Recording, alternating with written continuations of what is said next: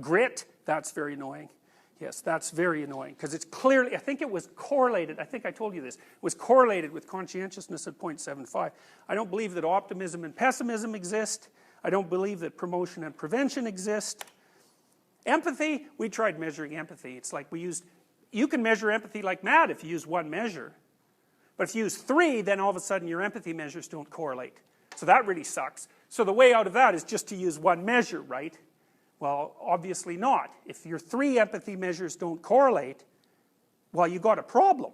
It's like you have 3 rulers, and you measure something and you get different numbers from each. It's like, really, that's probably, you're either measuring like bubble gum while it's stretching, or there's something wrong with your rulers. So, I don't think psychopathy exists.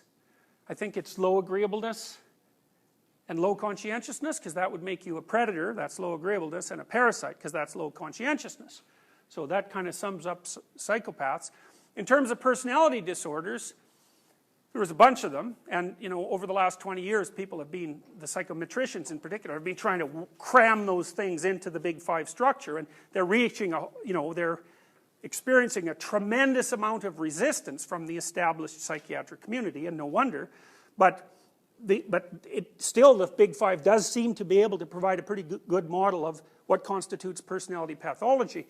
And that's kind of surprising, because you may remember I told you when the personality measures were first originated, they threw out all the evaluative words, like evil, you know, or bad, or good, for that matter. And, you know, you could imagine that that would attenuate the relationship between personality and psychopathology, because you tend to use more more judgmental words when you're describing psychopathology, like antisocial, for example, which isn't in a personality questionnaire, but which, if it was, would likely load primarily on agreeableness, low.